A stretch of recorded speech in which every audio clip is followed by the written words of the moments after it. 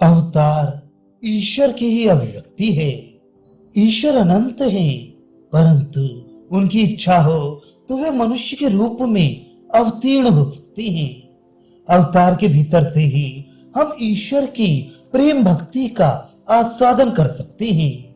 वे अवतार ग्रहण करते हैं, इसका अनुभव होना चाहिए। ये बात उपमा के द्वारा समझाई नहीं जा सकती।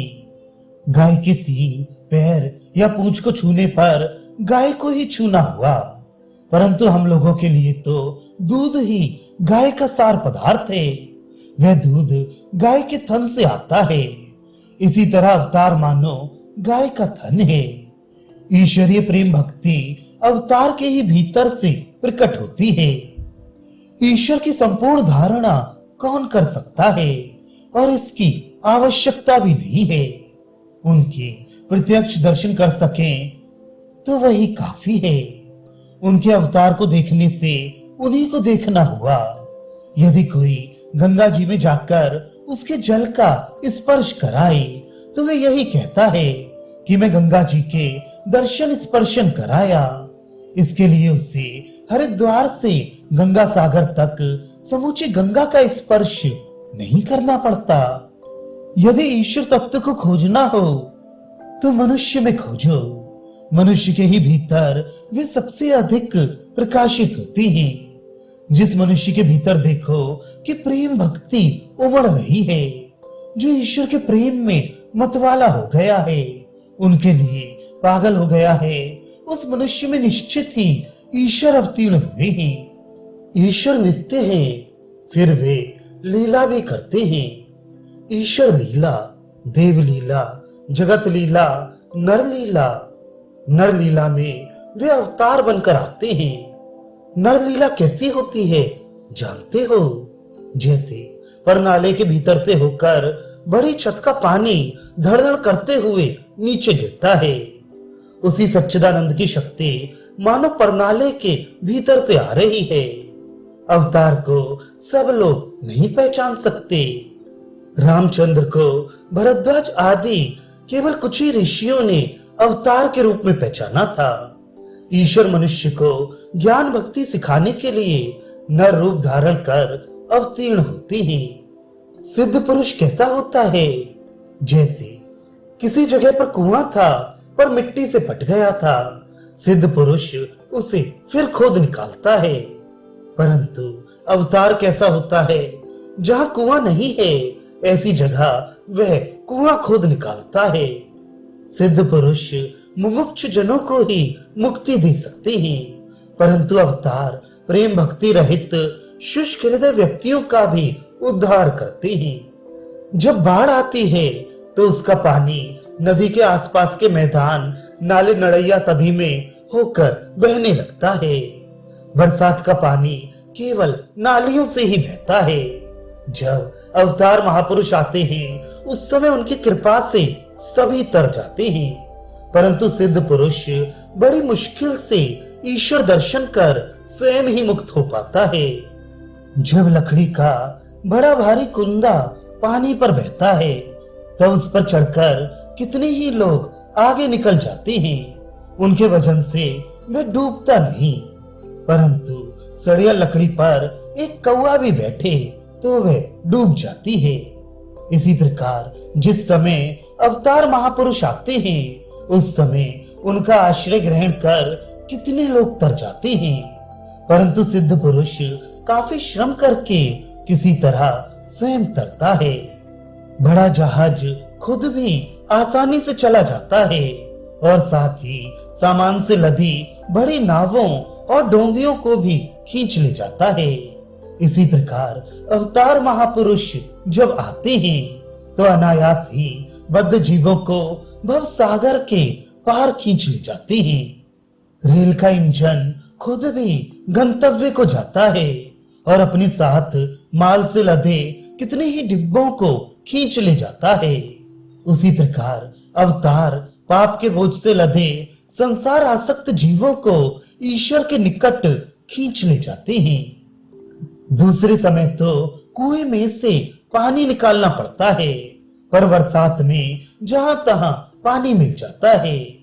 इसी प्रकार अन्य समय में अत्यंत कलेश पूर्वक साधन भजन करने के पश्चात ईश्वर के दर्शन होते हैं, परंतु जिस समय अवतार आते हैं उस समय उनके दर्शन जहां तहां मिलते हैं। चार दीवारी से घिरी हुई एक जगह थी। उसके भीतर क्या है इसका बाहर के लोगों को कुछ भी पता नहीं था। एक दिन चार जनों ने मिलकर सलाह की कि सीढ़ी लगाकर चार दीवारी पर चढ़कर देखा जाए कि भीतर क्या है। पहला आदमी निसेनी के सहारे दीवार पर जैसे ही चढ़ा वैसे ही हाहाकार हंसते हुए चार दीवारी के भीतर कूद पड़ा। क्या हुआ समझ न पाकर दूसरा आदमी भी दीवार पर चढ़ा और वह भी उसी प्रकार हाहाकार हंसते हुए भीतर कूद पड़ा।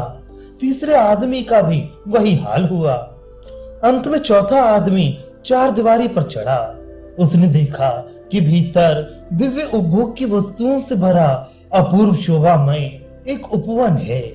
उसके मन में उन सुंदर वस्तुओं का उपभोग करने की तीव्र कामना उठी, पर उसने उसका दमन किया और दूसरों को भी साथ लेकर उसका आनंद चखाने की इच्छा से वह नीचे वापस उतर आया तथा जो भी दिखाई देता उसी को उस जगह के बारे में बताने लगा।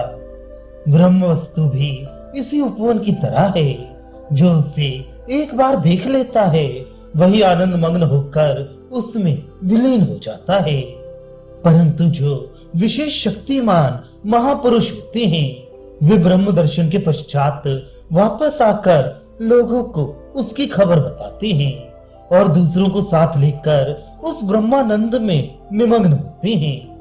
एक तरह का अनारदाना होता है जो जलते समय थोड़ी देर एक प्रकार की फुलझड़ियां बिखेरता है, फिर कुछ देर दूसरे प्रकार की, थोड़ी देर बाद उसमें से और एक किस्म के फूल झड़ने लगते हैं। इस प्रकार रंग बिरंगी फुलझड़ियों का निकलना मानो बंद ही नहीं होता। ये ईश्वर कोटि अवतार आदि का दृष्टांत है। एक दूसरे किस्म का अनार होता है जो आग लगाते ही थोड़ा सा जलकर भस्म से फूट जाता है।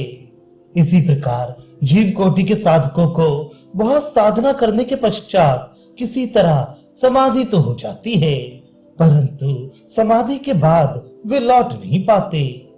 कृष्ण भगवान मनुष्य के रूप में अवतार क्यों लेते हैं? उत्तर, मानवों के सामने अपने दिव्य स्वरूप को पूर्ण रूप से प्रकट करने के लिए वे नरदेह धारण करते हैं। नरदेह के भीतर से ही उनकी वाणी सुनी जा सकती है, उनकी लीला देखी जा सकती है। नरदेह के भीतर ही उनका लीला विलास होता है। इसी के भीतर वे रसास्वादन करते हैं। साधु भक्तों में उनका थोड़ा थोड़ा प्रकाश रहता है, जैसे फूल को चूसते चूसते थोड़ा सा मधु मिलता है। अवतार के लिए कुछ भी कठिन नहीं। जीवन की जटिल और गूढ़ समस्याओं को इतनी सरलता से हल कर देते हैं कि एक बच्चा भी उसे समझ ले। वे ज्ञान सूर्य हैं। उनके प्रकाश से युगों का संचित अज्ञान अंधकार दूर हो जाता है। कभी कभी आकाश में सूर्यास्त होने के पहले ही चंद्र का उदय हो जाता है और उस समय सूर्य और चंद्र का सम्मिलित प्रकाश दिखाई देता है। इसी तरह चैतन्य देव जैसे कुछ अवतारों में एकाधार में ज्ञान सूर्य और भक्ति चंद्र दोनों का समान रूप से प्रकाश दिखाई देता है। एक ही आधार में ज्ञान तथा भक्ति दोनों का प्रकाशित होना अत्यंत दुर्लभ घटना है। पवित्र हृदय भगवत भक्तों के लिए ही भगवान नरदेह धारण करके प्रकट होते हैं। अवतारों के साथ जो आते हैं वे या तो नित्य सिद्ध होते हैं या वे उनका अंतिम जन्म होता है।